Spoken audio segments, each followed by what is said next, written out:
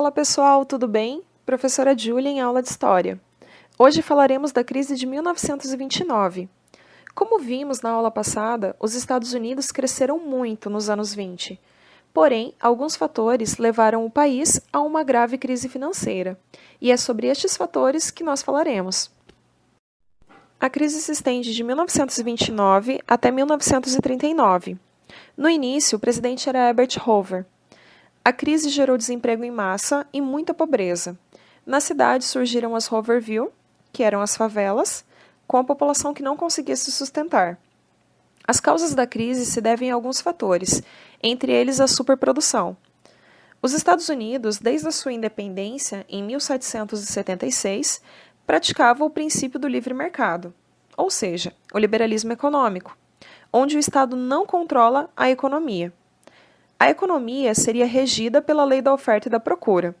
Quanto maior a procura de um produto, maior o preço. E quanto mais produto tiver, menor será seu preço. Imaginem a seguinte situação. Uma maçã. Se todos quiserem e houver poucas, seu preço subirá. Porém, se tiver muitas, o preço será baixo. Agora imaginem os Estados Unidos.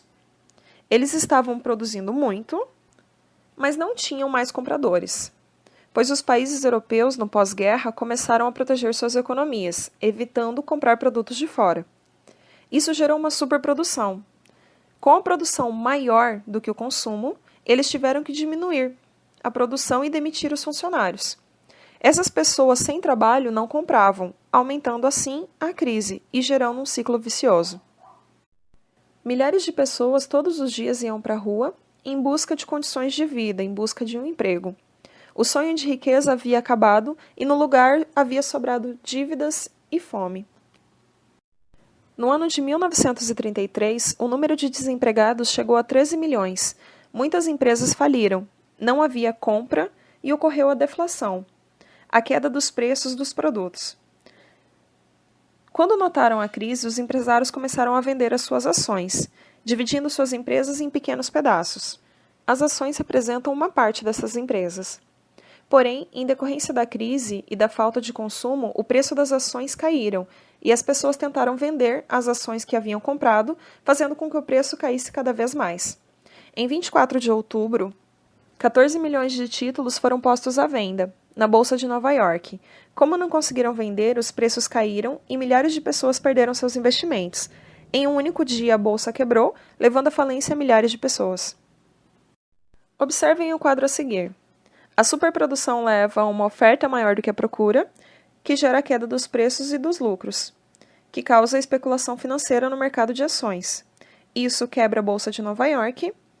Todos esses pontos resultam em uma grave crise e num aumento da pobreza da população.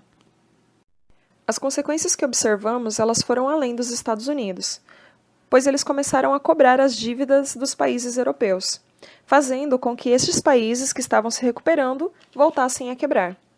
No Brasil, nós éramos dependentes da exportação. Nosso principal produto era o café. Observem a imagem.